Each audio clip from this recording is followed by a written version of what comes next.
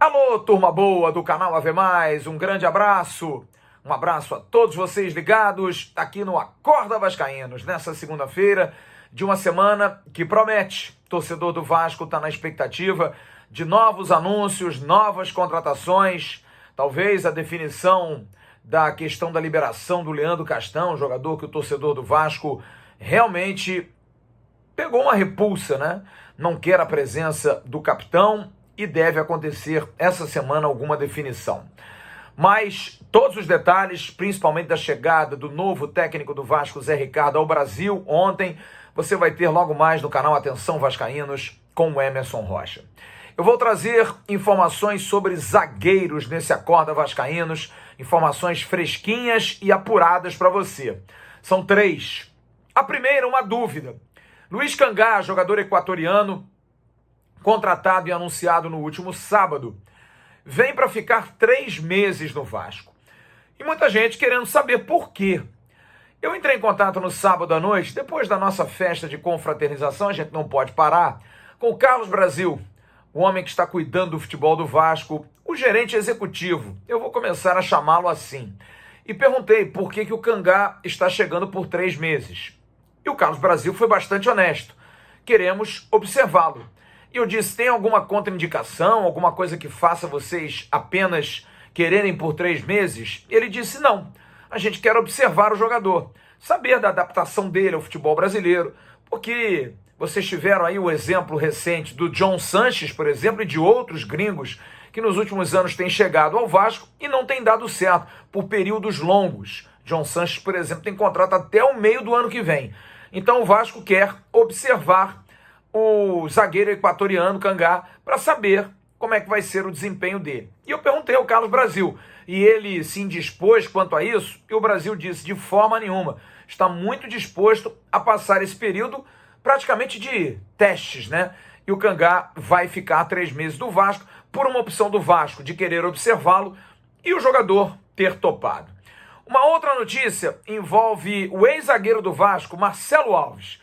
Uma informação que eu obtive também no sábado, troca mensagens ali, de uma pessoa próxima, dizendo, olha, o Vasco talvez se interesse em trazer Marcelo Alves, que saiu esse ano, depois de uma situação que causou até um conflito do presidente do Madureira, Elias Duba, que ficou muito chateado com o gestor do Vasco, Alexandre Pássaro, que tinha fechado tudo, depois deu para trás, disse que o Marcelo Alves não servia, que o Marcelo Alves era um jogador muito inexperiente para jogar a Série B, preferiu contratar o Hernando, e o Pássaro, que errou muito, errou demais nessa. Não que o Marcelo Alves seja um jogador excepcional, mas o Hernando foi muito mal. E o presidente do Madureira chegou a dizer que com esse cara o Vasco não ia muito à frente, e parece que o presidente do Madureira estava coberto de razão, reclamou demais da gestão logo no início do trabalho.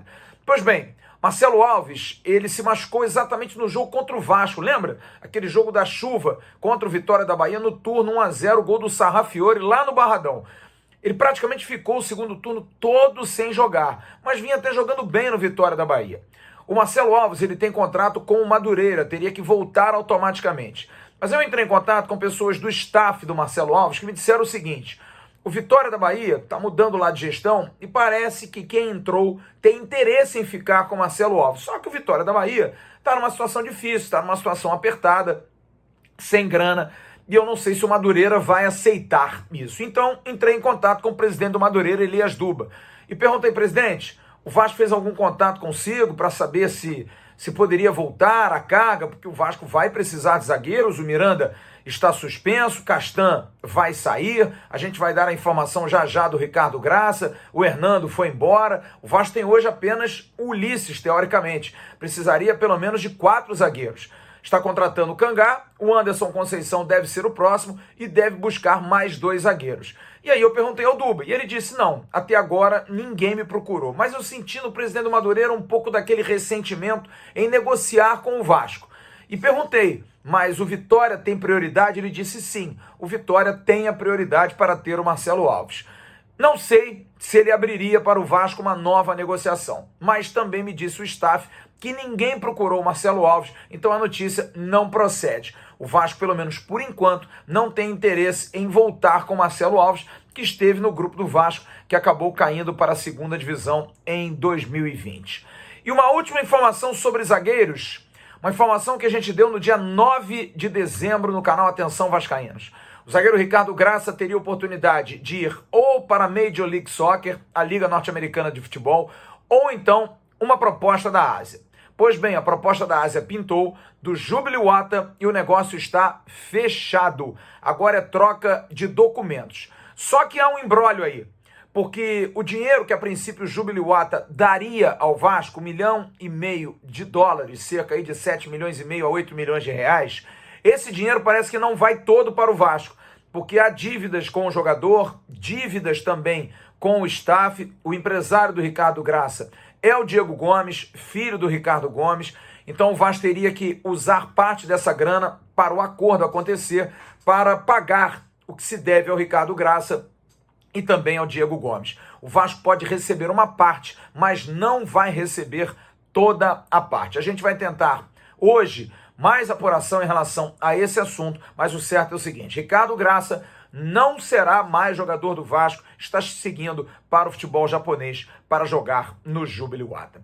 É isso, turma, estamos encerrando aqui o Acorda Vascaínos com 3 dessas informações. Por que o Vasco fez 3 meses de contrato com o Cangá? Marcelo Alves, não há interesse ainda do Vasco, ninguém procurou Madureira, nem o staff do jogador, e Ricardo Graça vendido para o futebol do Japão, o Vasco recebendo apenas uma parte do dinheiro que está chegando. A outra para pagar dívida com o jogador e com o staff do atleta.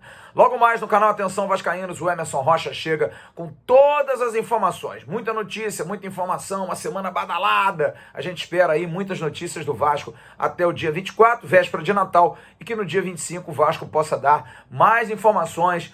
Não sei se presentes, né? Porque nem todo mundo gostou aí de um ou outro jogador, mas a gente espera que a torcida do Vasco possa ter alegrias durante essa semana.